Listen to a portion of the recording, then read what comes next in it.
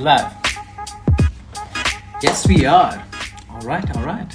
So, hello and welcome to another episode of Live Talk Session with me, your host for today, Puneet Arora, on this beautiful platform called The Artist Inside You. Today, we have a very beautiful and a very interesting artist with us.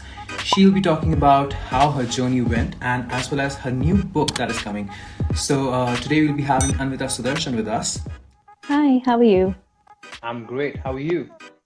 I'm good, thanks. First time actually on this platform, and we are having an actor as well as an Indian filmmaker and an author, so I'm super excited. So I was just sharing with our audience as well, your hmm book cover and everything. It looks so beautiful. Let me just start with that. The book cover. I know we should not judge the book by its cover, but it looks beautiful. Thank you so much. A lot of work actually went into the cover as well. We discussed it for months, different Yeah. color schemes, etc. The tiara that was supposed to be on the cover. So a lot of discussion went into that, especially the color of the spine because it does have to stand out. Yeah, So definitely. yeah. It does. It does stand out. To start with, like I would like to know how did the idea of you writing a book, about the beauty queen came to you? What made you start with it? You know, from about maybe 2009 to 2012, I was very active in the pageant industry. I took part in a lot of beauty pageants. I won a few, I lost a few. That's the game. But the thing was, all that time, I didn't have any resource material to fall back on. Something that would tell me, okay, this is what you can follow to do this. It's not that, okay, this is exactly how you have to do it. Nothing works like that. But something that'll help you train yourself, something that'll give you a set of guidelines to follow. Nothing of that sort existed. There are books on beauty pageants, but they're so surface level. They're I know about two books, to be honest, and Mhm. they're both about 50 pages. They don't cover anything except how you look and how you walk. Your fitness, your skin, how you talk, all that is pushed down to, it's not even there actually, it's not even pushed down, it's just not there. So, and those are very important points when when you're participating in a pageant. That's such an important thing because how you present yourself, A, and on top of it, you can't drive yourself to unhealthiness while doing that. You have to be able to take care of yourself. And that's going to show your mental health, your physical health, everything is going to show. You're out there on display, literally, in the most vulnerable way possible at times. So you need some sort of resource material that'll try to cover that at least. And since that wasn't there, and writing is something that I do easily to a certain extent, I thought perhaps I should do it. And yeah, it took me 2 years to write it, another 5, 6 years to get it published. But we're here finally. Okay. Wow, that's amazing. I'm actually happy you decided to write it, because it comes from a very beautiful place that you're trying to help more people and spread that awareness about it here. This is what you have to do, because I have to tell you one thing. I have no idea about this, but I have also heard so many misconceptions that, okay, you have to go for that crown, you have to go for modeling or anything. You have to work on your walk and how, Yeah. you dress up. That's it. And and that's the stuff on the surface, to be honest. That can be modified at any point. That can be modified in the last 2 weeks that you go to the pageant. But the rest of the work is what really takes work. The work that you put in on you, your physical work, your mental work, that's going to take a year or 2 years. That doesn't come overnight. But yeah, like you said, we don't focus on that. Yeah. But it's good to know that, yeah, now finally we have something that maybe we can follow, not just read. So your book is not just there to read, but I would say a syllabus, for a lot of people out there who would like to pursue this career professionally. I hope so. Can we have a look at do you have the book right now? I Can you see have the it book? right here. Absolutely. Here we I think go. I'm just gonna I hope place you, an order just for the cover. I really like the cover. it's a beautiful book inside as well. I'm But sure. I hope you're not getting a mirror image. Yeah, but still, Yeah, it works for me. probably. Yeah. But so talking about the book and why you started with it, let's come back to a little more to how your journey started and how was your journey. I'm sure you must have Mhm. faced a lot of challenges and a lot of things. Can you share a little bit about that? I come from a world that has absolutely nothing to do with the glamour industry, the fashion industry, or anything of that sort. My parents are both scientists. They both used to work for the UN. And that's the world I grew up in. I grew up all over the world, literally. And that gave me a certain amount of exposure, but nothing in this part of the world anywhere. But yeah, so the main challenge was really it was a culture shock because they're two such different universes altogether.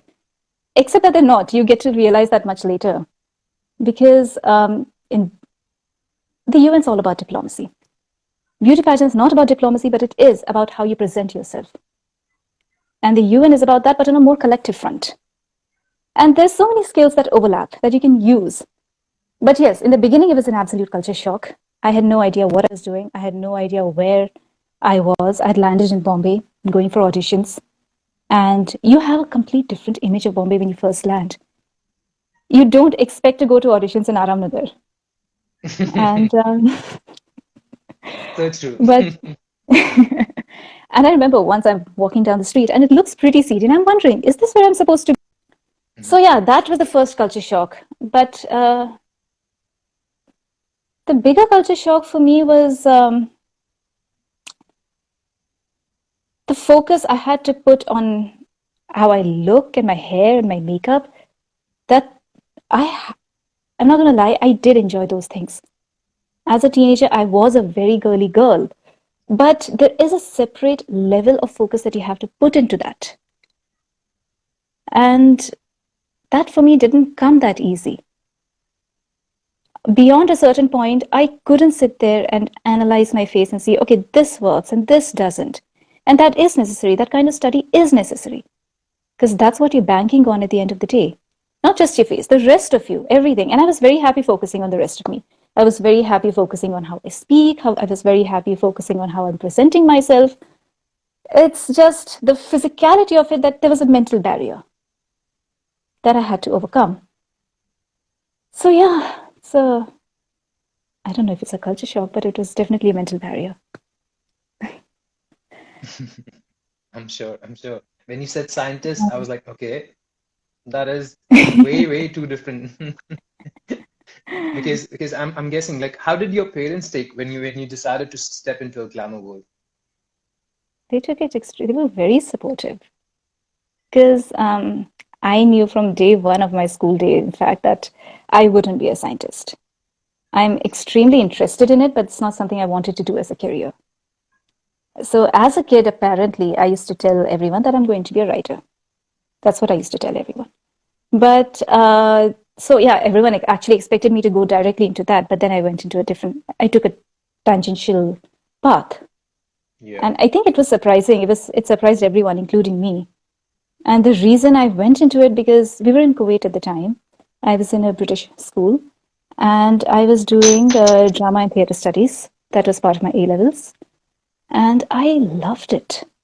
I loved being on stage so much that I wanted to do more of that. So it was just that year and a half that pushed me on a complete tangential path. But my parents were very supportive. Everyone was. At the end of the day, you got one life. You can't not do what you want, right? Yeah. We have an interesting question by Nantara. She's Yeah. asking, what is your motivation behind your book? Um, like I said, there still is lack of good resource material in the pageant world. And back then, there were barely any pageant trainers. Now there are a plethora of pageant trainers. But at the same time, most of us focus on just the dressing and the walk. It's a very superficial way of handling things. And if you're going to do anything, you have to be able to do it well. You have to be able to go down to the crux of it.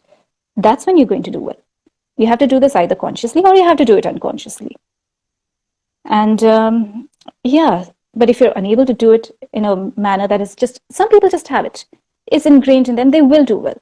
But for a lot of us, it's not ingrained. We have to pay conscious effort, pay conscious attention rather, to do that. And for that, you need something that you can fall back on. And that was the attempt.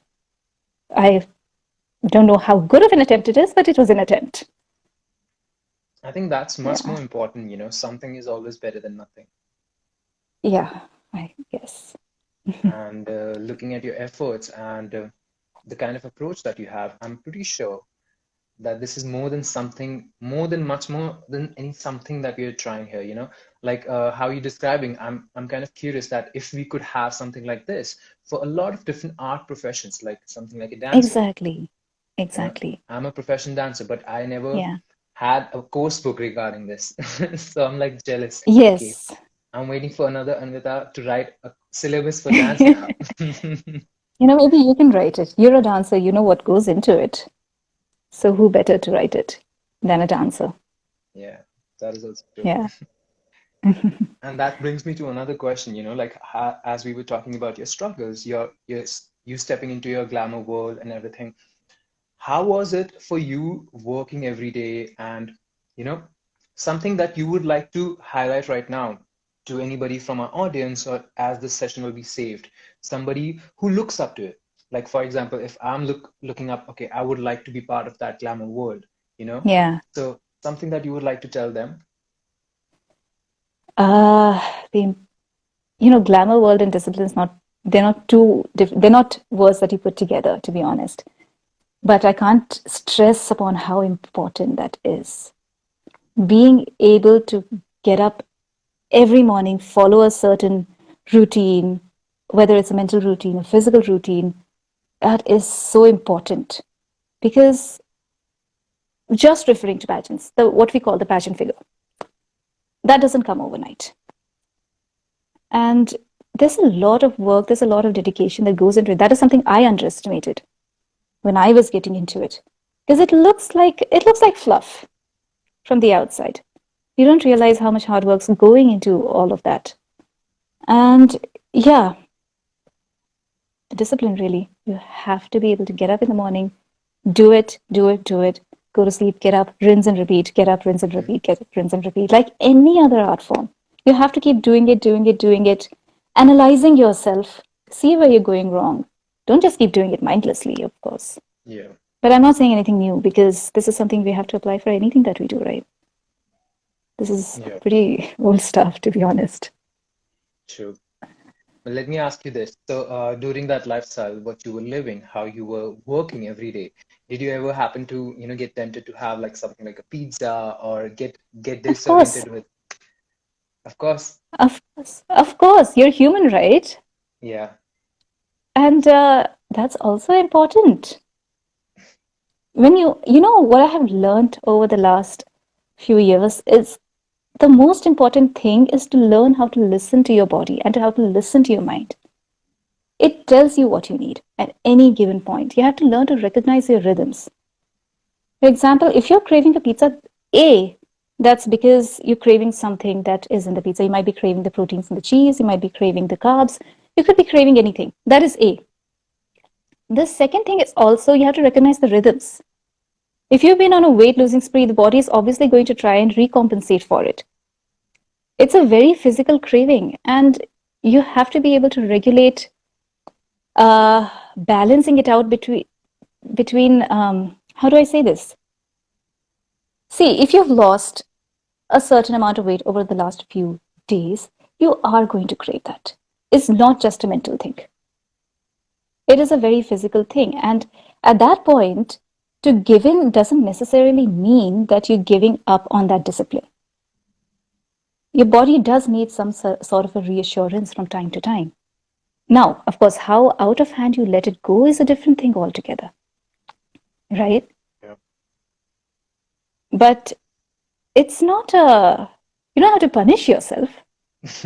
That's not the name of I'm the just game. I'm just mentioning a few things, a few facts, whenever we're talking about something like if you're talking about beauty pageants, a glamour world and everything, the first thing, there are few misconceptions as well. And one of the misconception it comes to, okay, you have to actually go through all of these punishments. You have to go Yeah. through a lot of struggle, But Yeah. a very beautiful thing that you mentioned actually to listen to the body, Yeah.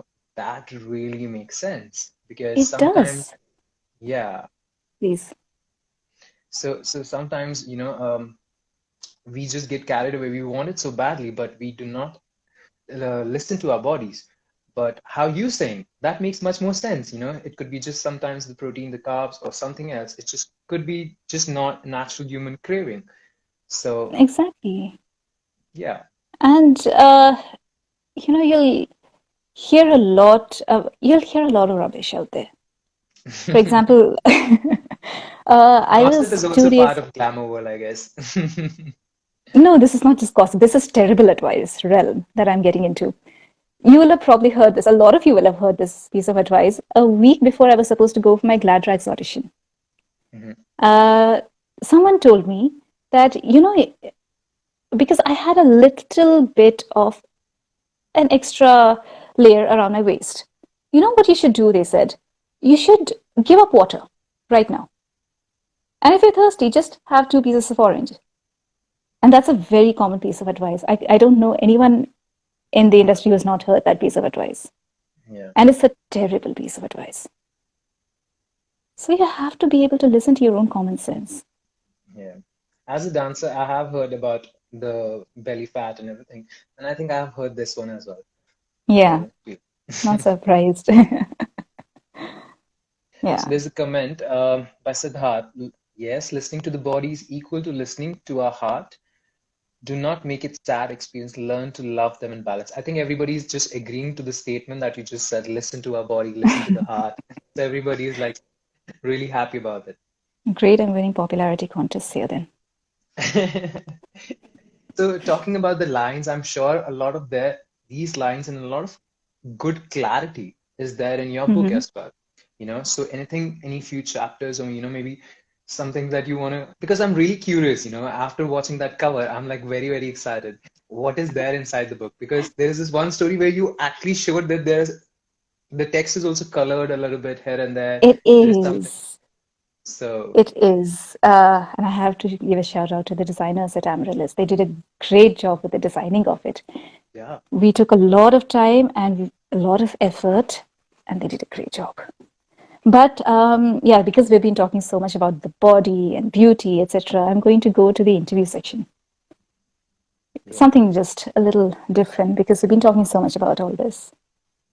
yeah, Uh, but yeah, again, this is about rather than listening to the body, now it's just literally about listening to the mind and being spontaneous and thinking, not just thinking on your feet. It is thinking on your feet, obviously, but letting that spunk come out sometimes. That is so important. Because I'm just going to read this out. yes, please. Not going to give any narrations anymore. It was 1997. Miss Universe was being held in Miami Beach, Florida, USA. The top three had just been announced, and as is the custom, they were all put in a soundproof booth and they were all asked the same question one by one. If there were no rules in your life for one day and you could be completely outrageous, what would you do? So, Marina Jimenez from Venezuela said, I think I would simply take a trip. I would travel around the world. I would go to Israel. And since it would be one day, I would just magically travel from place to place to place. Then it was Margot Bourgeois from Trinidad and Tobago. She said, I wouldn't wear clothes. I mean, clothes, I am just quoting what they said. I mean, clothes, it is necessary. We know we have to be private and all that. But if we had no rules, I would like to be free. Then Brooke Lee from the USA just laughed and said, I would eat everything in the world. You do not understand. I would eat everything twice. And by the end of the evening, Brooke Lee had been crowned Miss Universe 1997. Sometimes it's just about being in the moment, enjoying it, and being yourself. So, Yeah, yeah, that I remember that when I did a lot of research for this book, and that included watching so many beauty pageants back to back to back, all the way from the 1950s to the present. And I actually remember watching this. I was watching 1997 Miss Universe, and I remember thinking that was, you're taught so much about how to frame an answer, how to be politically correct, and how to, well, we call them the Mother Teresa answers, to be honest, because they're all about world peace and saving the world. Sometimes, because the important thing to remember is pageants are not looking for any of that. They're looking for a brand ambassador. A pageant is a brand, and they're looking for a brand ambassador for a year. Whoever wins it will represent the face of the pageant for that 1 year.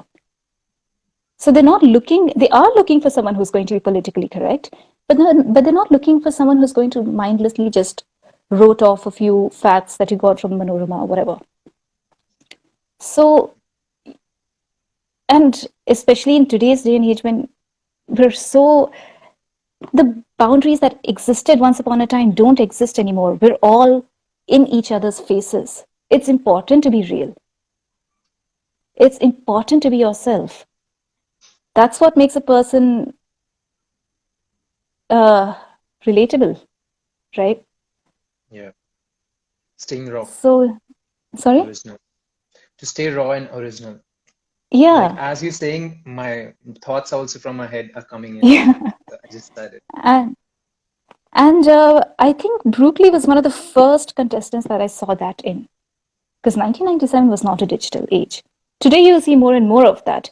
Although you don't see it as much as I'd like to, but usually when you see that is when you know that, ah, yes, this person's going to be placed in the top five, this person's going to be placed in the top three, because that shows that you can think on your feet. You can twist and turn the circumstance and present something, and you can represent the brand well then, because that is what is important. So, yeah, this was the first one that I saw of that sort. It was very endearing. It's absolutely endearing. And I think that's what worked for her that evening also. Definitely. Yeah. Yeah. You've got this interesting question that I would like to ask. It's by Yeah. Alison. Thank you for sharing your wisdom. What do you think about male experts advising women about beauty and hormones? It depends on the male expert.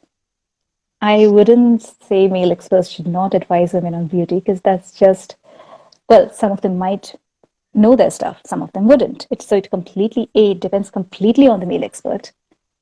And to be honest, we got enough female experts messing it up as well. We don't need to bring in the male female dynamic here because, especially in the Indian dynamic, most of the pageant trainers are women. Yeah, Most of the chaperones handling the pageants are women. And we are messing up the whole context of beauty anyway. So I think this is one place where women are doing a bad enough job. We don't need extra. Um, but yeah, there have been male national pageant directors in the past who have done a good job. So ultimately, like I said, it depends entirely on the individual. Some people have a knack for it. Some people know what to do about it, how to define it, how to bring out the best in a person. Some people don't. And that's what it really comes down to. How well are you able to see the potential as an expert in the person sitting in front of you? And how well are you able to bring that potential out? If you're able to do that well, it doesn't matter whether you're male or female.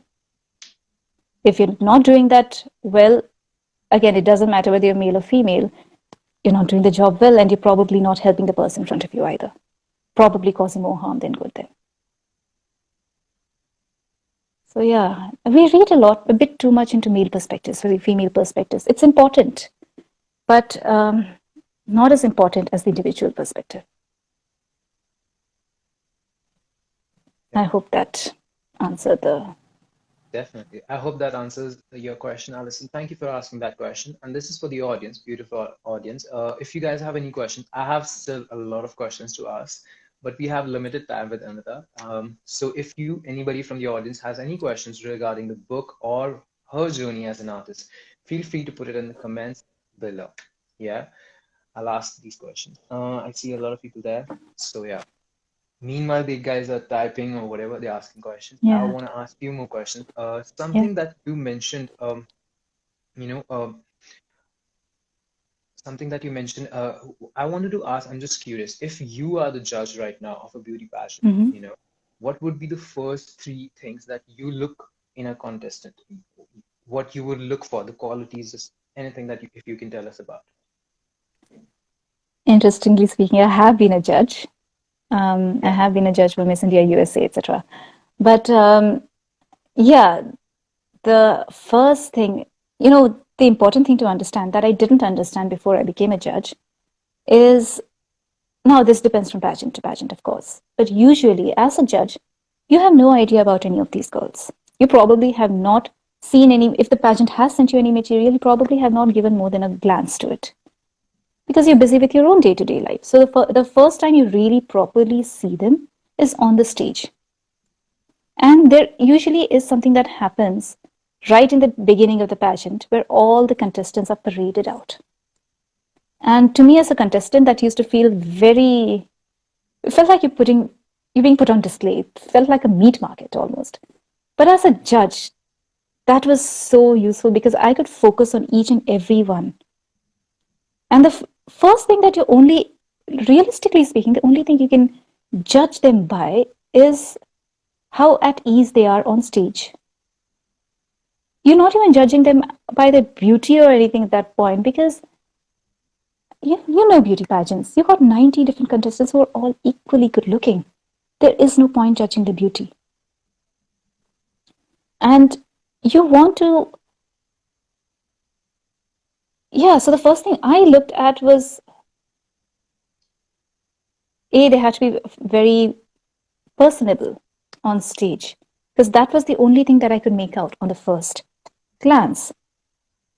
And you let the beauty work at the back of your mind. You know it's a beauty pageant, that's going to work at the back of your mind. But then the most important thing was how they're presenting themselves, how they're speaking, how they're interacting with the audience. You might think you don't have to interact with the audience, but you do actually as a contestant when you're walking around. The audience is literally sitting right there in your face. You can't not interact with the audience. So these things, you can't, it's hard to put it down in a quantifiable manner, to be very honest, to give you exact things like, okay, this matters and this matters and this matters. You have to get so much marks in maths and you have to get so much marks in science. It's hard to do that. And usually the pageants, when you're a judge, they give you a sheet that has a column for beauty, a column for grace, a column for costume, column for walk, column for speech. And but the thing that you end up really judging a person on is how you feel about that person. You go by the instinct because you are doing the maths about all the quantifiable things anyway on that piece of paper, and you have to go by instinct. I don't know. I'm doing a terrible job of explaining this. I'm sorry about that. No, I don't know how to explain that, to be very honest. But but that's yeah, why you wrote it down. yeah, I guess. That's why you wrote it down. But I'm saying you're not doing a terrible job. Somewhere I'm just imagining myself you sitting in front and you judging me right Uh-huh. now. So I'm just wondering that. I don't know about the audience because to be honest, I haven't been part of any beauty pageants or anything like this. Hmm. But I like to study. I like to reach out and I watch a few shows in here and there. So like how you said, once they walk in, it looks like a meat market altogether. I can relate to that. I've seen Yeah. that happening. Then how a judge has to just look at 90 contestants. Of course, I thought about it because one of my family member is into designing and everything. So I saw a show live. So Yeah. I was curious, all of them are Yeah. beautiful. How are they going to mark? So that is also one reason I asked this question. But yeah, Usually it is by instinct, and you know by the middle of the pageant because anyone who is there is a certain there's a certain quality that makes someone very personable. Even if you're on stage, you feel like you can relate to a certain person. By the middle of the pageant, the whole crowd is usually cheering for that person, and you know that person is going to place at least, if not win. So it comes down to that. It comes down to how you're able to relate more than anything else. mhm, Everything else falls into that. How you're walking, how you're talking, everything else ends up falling into that relatability quotient. That is something they don't tell you when you're trading for a pageant. yeah. Unfortunately, I had to find out as a judge. But yeah. Let me ask you another important question. Like how you mentioning, you get to know about the instinct and you just go with the instinct, and by the end, everyone else from the audience also, see that person there. Now, coming to the from a contestant point of view, Hmm. uh, since you have also written a book about it, how to do this as well, I think you're the best person to ask this. Can someone learn to be a star like this? You Can. know, You because can. walking, beauty, and everything else that is there on the piece of the paper, that can still be, it looks Yeah. achievable. But something when Yeah. it comes to star material, everyone is lost in every profession, Yeah. just saying. So, what do you say You, about that? you can, absolutely. Because that relatability is all about how open you are on stage, how much at ease you are, how much you're able to interact and have fun at the moment. I'm going to take an example that is completely out of the ballpark right now. If you're watching a Govinda song, would you or would you not enjoy it usually? Yeah, Because he's having fun right there. He's in the moment, he's having fun. How cheesy it is, how cringy it is, doesn't matter in that moment. And that's what we enjoyed as kids. But in this manner also, if usually a person is not relatable because they're closed off, you have a barrier separating you from the audience. If you're able to break down that barrier, which takes a lot of inner work, it takes a lot of mental work, it takes a lot of going out there, getting out of your comfort zone, mingling with people, and it's a different route for different people. You can't prescribe one particular thing for everyone for that. You have to sit with the person, see what works. Some people are absolutely closed off in private. If you meet them face to face, they're going to be absolutely closed off, but on stage, they just shine. They're at home there. Some people are the opposite. So it's really different from person to person. But literally boils down to bringing in that quality of openness, that vulnerability that's part of all of us. You bring it out. And that makes you at one with the audience. And I guess that's the relatability quotient, really, that I'm talking about. That can be done. It's hard, it's not easy, but it can be done. And how fast someone gets to it, it really depends on how where a person is, what they've been through, what their life is like. It depends so much on so many different things. yeah, that makes sense. Okay. So, before I move on to the next segment of my questions, once again, for the audience, if anybody would like to ask more questions, this is the right time to ask questions. If you want to share this live session, there is a triangle button at the end. You just have to click it, and you can share this session with your friends, with anyone who might have questions for Anvita.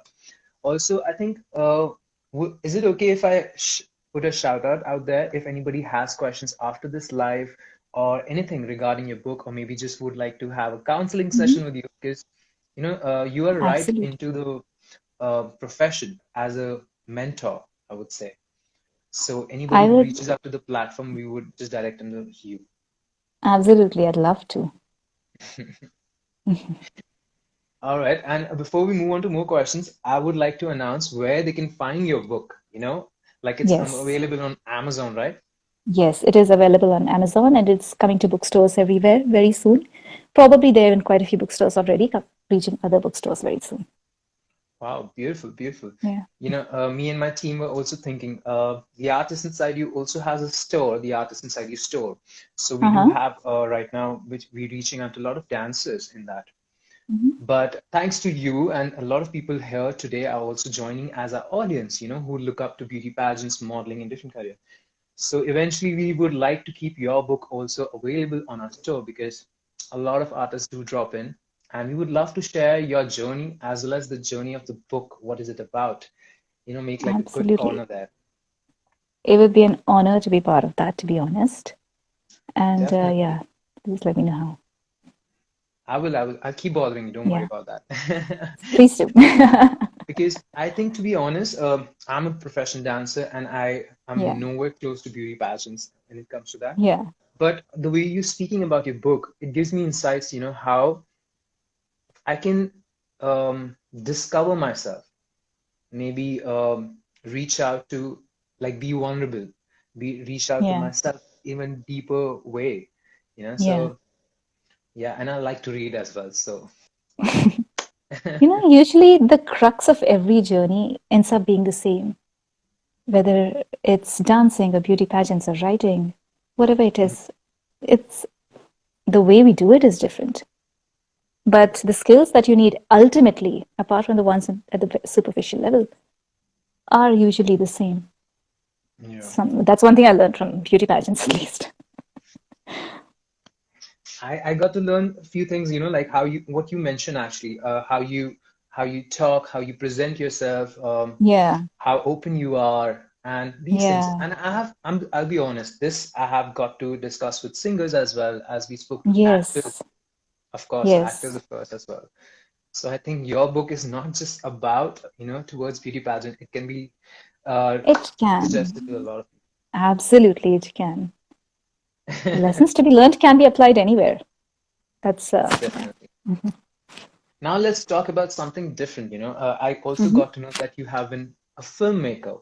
So Yeah. how was that for you? Tell us a little bit about your journey there. Um, well, I don't know what to say about it. I knew writing was always something I did, like I said, but at some point, I felt that I needed to explore the visual medium of storytelling as well, because there are certain stories that you can tell very well via the written word, but there are certain stories that you can't. Certain stories need the visual medium, and vice versa. There are certain stories that can't be told visually, as well as they can be told through the oral, written word. So that is something I wanted to explore. So I did my master's in filmmaking, and I made a short film that was showcased at Cannes. And yeah, did that for a while, but then life took a slightly different path. It's been on the back burner for a couple of years now. Planning to get back to it. I don't know how soon, how well it'll happen. Let's see about that. There's not much Oh, to say about that except that it's something I enjoy doing. living in the present. Yeah, ultimately, that's all you can do. Beautiful, beautiful. Do you want to give a shout out to that as well? If anybody from us would like to see that short clip, short movie. Absolutely. Absolutely. I can, it's not out anywhere at the moment, but yes, as soon as it will be and it can be, absolutely. Oh, definitely. Now, coming to our last segment, I know I requested for 45 minutes and it's already crossed 45 minutes. I'm It running out of did. I didn't even realize. Yeah, that happens. I'm so sorry for that. But I have one last segment left for you, Yeah. because as an artist, I'm curious of the direction that you're going, that you're heading now, like we got to know what you've been doing, what you have done, and now I'm curious to know what you're actually planning next. Where you heading as an artist? Multiple paths, uh, to be very honest. The last couple of years, I've been very actively involved in organic farming. I moved to Mysore from Bombay, and I've been living here for 2 years now. And I also run a bookstore over here. So Wow. those two things I've been doing for the last couple of years, and focusing on writing more, focusing on another book that's halfway through. Let's see how that goes. Not going to say much Wow. about it right now because I don't know what's happening with it yet. Wow. I know it, but for Yeah. the audience, can you tell where exactly you are right now? I'm in Mysore, which is in southern India, and I didn't quite understand what you meant. Sorry. Like where you are, because my next question that I want to ask is, like, right now you're in Mysore, so from Bombay to Mysore, how is it going for you? Like, because to be honest, from outside, when I look your journey from Mysore, from the scientist family, you went to the glamour world, you had great accomplishments from their filmmaking to author to now coming back to Mysore, enjoying your organic farming. So I think somebody can totally make a movie out of your life for sure. Well, I like I said to you when you first said that to me, actually, movies can be made out of so many lives, literally every life lived. But yeah, 2 years ago, kind of wanted to get out of the rat race in Bombay. And it was, I needed to get away from the city life, so to speak. So I decided to move back to Mysore, which is where I'm originally from. My parents are from here, my grandparents are from here, and my parents had moved here post retirement. So and they had an organic farm that they were farming. They had an organic farm outlet. So I thought I'll do that for 6 months and then maybe go back to Bombay. Then, but yeah, life had its own plans because COVID struck Yeah. and I was here for a longer time. And I started really enjoying this life. There is If a you get a chance beauty. to go back to Bombay, what would you do? I would go back for a project or two, but not for good. Hmm. Because I'm busier now than I've ever been. You think about Bombay being the bustling, hustling city, but I'm busier now more than anything. I'm handling more things than I've ever handled before. And I'm literally more in the rat race now than I've been over there. But, when you're working with the earth, for example, and when you can, especially when you can get from one place to another within 20 minutes rather than 2 hours, that is a blessing. But Yeah. yeah, there is a peace to living in nature, which sounds very metaphorical, it sounds very idealistic. It's not idealistic, but there is a beauty to it. And there is more of that to be explored. I don't understand all of it yet. I'd like to go more into that and understand that more. So I guess that's where life's going to go. It Let's see. sounds beautiful. I'm sure it's going to head towards a beautiful place as well. I hope it will be. Time will tell. In audience, Nentar also says, Anvita, I learned so much from you. Beauty to life. Thank you. Thank you, Nayantara. Those are very kind words. I don't know how much, but anyway, that's very kind words. All right. So this brings us to our last and final question. Last thing I promised. One last thing I have to ask you, and then I can let you go. So, as you're talking about your book, about your journey, as a platform, the artist inside you, and I would like to ask you a question where to help other artists out there, to help Mhm. people following your footsteps and reading your book, if anything, one thing that we can improve in our country, you know, because related to situation of artists, what what could that be, according to you? One thing that we can do as a platform out there to help and encourage artists like you. Um, that's hard to say. Hmm. Uh, Yeah. I saved the hard question for the last before you the did, you answer. did. Because as we take more sessions and everything, we are looking forward to, improve, but Yeah. also to make it even much better, connect artists, connect. So as an artist to another artist, I just want to ask, what would you suggest how we can make things better for artists in our country? Well, that is actually, um, this is not going to be a popular answer, but that's actually on the artist himself or herself. Hmm. Because so many of us, I've realized, there is a lot with how arts are treated in this country from the very beginning, from the from the school level, in fact. I'm not going to deny any of that. But we do enjoy cribbing so much. We enjoy talking about our struggles so much. And we love to blame everything on the man. And truth is, especially in today's day and age when you got social media and you can put your word out there, you can understand the skills that are needed to put your word out there, and you can do it. We're not as An average artist is not as helpless as they were 20 years ago. They're not even as helpless as they were 10 years ago. And a lot of people are doing it, majority are doing it, but a lot of us love to grumble. So I think maybe if we just focused more on ourselves rather than the institutional support that we can get, because there'll always be something wrong with that institutional support. No matter how good a framework you build, there'll always be something wrong. So if we just focused on ourselves, try to bring ourselves up to the level that we can, I don't know, maybe that's part of the work that needs to be done. And then once we are there, the institution will automatically be built as well.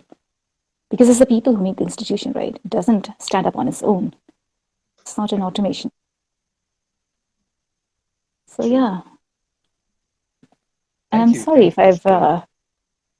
I'm sorry Sorry, if I sorry. rubbed any shoulders the wrong way. No, no, no way, no way. See, anything you share with us is only going to help us grow as a platform. So please, Yeah, thank you so much for that answer. And with that, we finish our today's session. I still have a few more questions, but I have to let you go because it's going to be time. yeah, But this is for me as well as for the audience. Any questions for Anvita or about her book, please reach out to her. She's available on Instagram. We're going to be tagging her in absolutely. all the posts as well. Yes, And to find her book, we would also share the link for her book as well. Otherwise, you can find it on Amazon. It's a beautiful yes. cover, so you cannot miss it. Thank you so much for having me here today. Definitely. Thank you once again on behalf of the whole team of the artists inside you. It's a pleasure to, I have never met you before this. So thanks to this platform, I Yeah, get to interact with you. So that was beautiful. same here. Absolutely. Yeah. Thank you. Thank you. All the best for your book. Hope to see you soon. Absolutely. See you. So, yeah. So with that, we come to end of our today's session. Thank you everyone who joined and for the wonderful questions and for all the comments. This session will be available on the platform. If you want to see it or if you want to send it, please feel free to share.